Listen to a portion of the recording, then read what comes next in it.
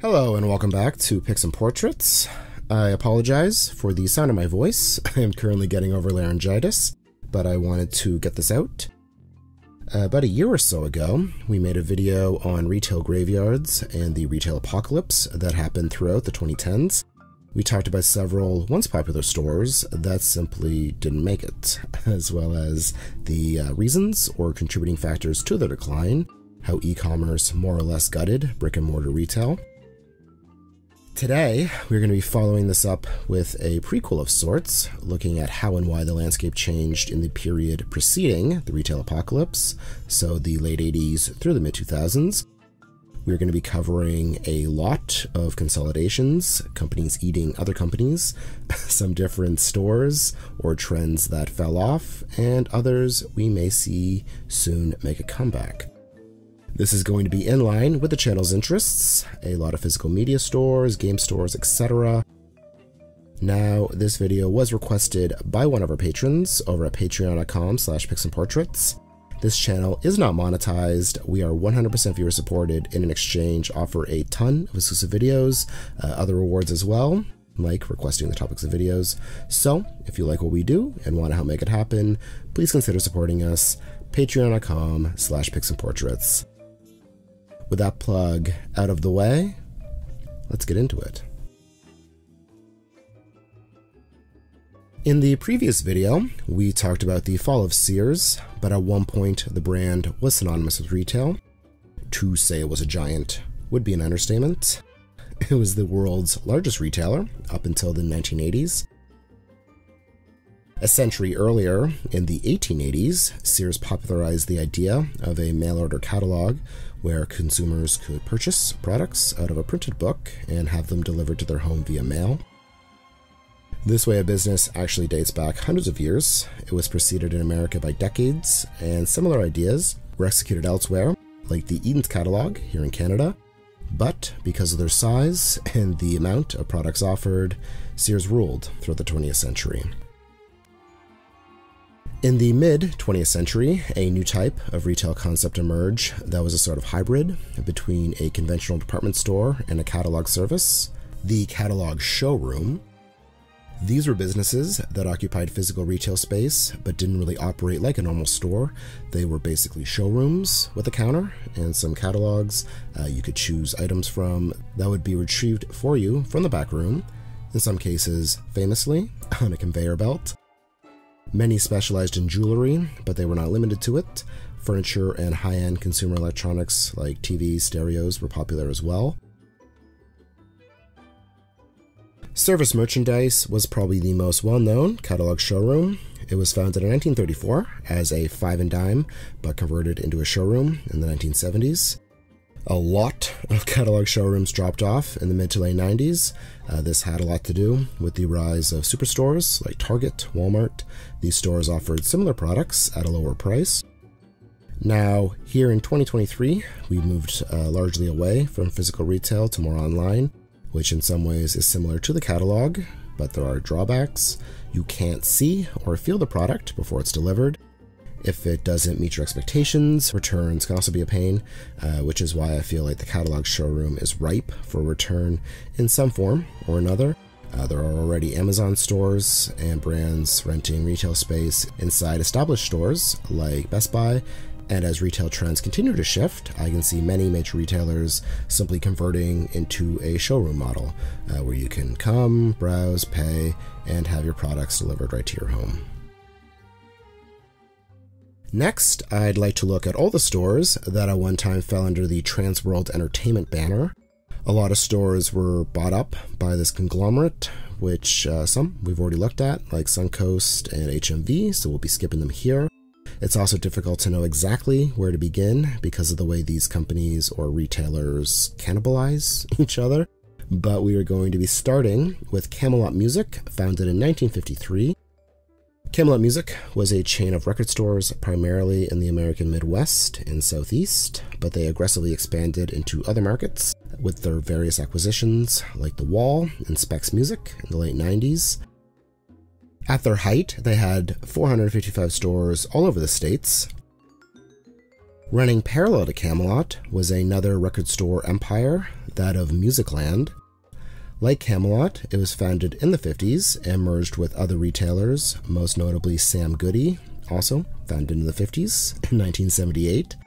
These were operated under their own names until 1997, when Musicland locations were converted to Sam Goody, though the company was still operated as the Musicland Group. The Musicland Group went on to become the biggest entertainment retailer in America. Their stores were fixtures in shopping malls for decades. Their rise coincided with that of the mall, so tons of malls were being built, and most had a Sam Goody or a Musicland. With the advent of affordable home video, Musicland spawned Suncoast, a store focusing on movies in the late 80s, and in 1992 they launched MediaPlay, which offered everything from movies to music, video games, books even. While many record store chains would follow suit, offering movies and games eventually, as VHS and home gaming took off, for the time, MediaPlay was unique in that it was a department store where the different departments were all different types of physical media. Transworld Entertainment began as a single record shop, Recordland, in the early 1970s. In 1993, they opened their first Fourier Entertainment location, or FYE, a store similar to MediaPlay, offering all types of entertainment. Camelot and all of its subsidiaries would be bought out by Transworld in 1999. After being passed around to Best Buy and equity firms, Musicland and thus Sam Goody, MediaPlay were also sold to Transworld in 2006. All of these stores would be rebranded under FYE, which still exists today, but they are not owned by Transworld. Like HMV Canada, which we mentioned last time, they were acquired by Sunrise Records in 2020. The last retailer, or retail trend, or chain I'd like to look at is one that was new to me, MovieStop, or when GameStop challenged Blockbuster. A few years ago, we made a video called The Dying Days of Blockbuster. Despite the title, it focused on video retail in general during the aughts, 2000 through 2010, but I somehow missed this back then.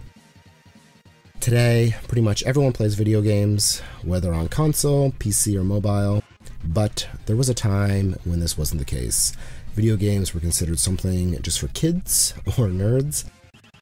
The public perception of gaming really began changing in the early 2000s as technology advanced and budgets increased. Games moved more towards disc-based formats that allowed developers more space. This gave them more opportunity for better graphics, longer cutscenes, more immersive narratives. Video games became a cinematic experience, and with that came increased casual interest. It goes without saying, the retail landscape has changed a lot since this time. The only way to purchase software back then was via physical media.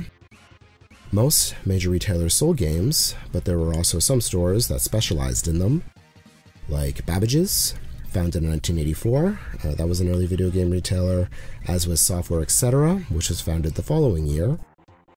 These two companies merged to form the Neostar Retail Group in 1994, but would continue operating as their own separate brands. In 1999, Neostar was sold and rebranded as Babbage's Etc., which would then be purchased by bookseller Barnes & Noble that same year, but not before launching a new brand, GameStop. Barnes & Noble would acquire another video game retailer, FuncoLand, in 2000. FuncoLand was unique in that it allowed customers to try before they bought. This was definitely a plus, as video games have always been very expensive, and I'm sure this saved people a lot of buyer's remorse. They also had a large back catalog, so if you missed out when a game was popular, you could still pick up a copy. FuncoLand would be merged into GameStop and spun off into its own company in 2004.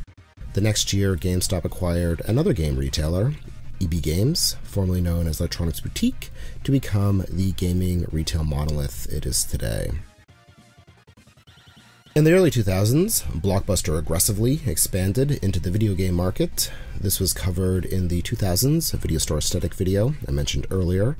They opened stores within their stores, GameRush, and also acquired the video game store chain Rhino Video Games, which they later sold to GameStop in 2007. We've seen dying retailers expand their merchandise many times before, diversifying stock. It's why media stores today are now mostly Funko Pops, t-shirts, other collectibles. However, in the mid-2000s, we were still in what I refer to as the golden age of physical media, and given Blockbuster was basically stepping into their territory, GameStop responded with MovieStop. This was 2004. Now, I really cannot find a whole lot on MovieStop. There were just over 40 locations around the US. A lot of what is available seems to come from ex-employees making their own commercials or promoting events like midnight launches for DVDs. MovieStop was sold by GameStop in 2012, and if I'm not mistaken, each was operated by a franchisee, so what you're seeing here was produced independently. With the rise of piracy and the move to streaming, which killed off its chief competitor, it's no surprise that MovieStop was not long for this world. All stores shuttered in 2016. And that is going to just about do it for today. Again, apologies for my voice, but let me know what you think. Feel free to correct me if I got anything wrong. If you enjoyed this video, be sure to give us a thumbs up, subscribe if you haven't. Huge shout out to Nate and Kristen for their support in requesting this video. Patrons make all the content on this channel happen, so if you like what we do, thank them. Also, if you have the means, please consider joining them. Requesting a video comes at the highest level, but you can get access to hundreds of exclusive videos for as little as $5 a month and help keep videos on the channel coming out regularly. That is patreon.com/pixandportraits. As always, thank you so much for your interest in this channel, and thanks for watching. See you in the future.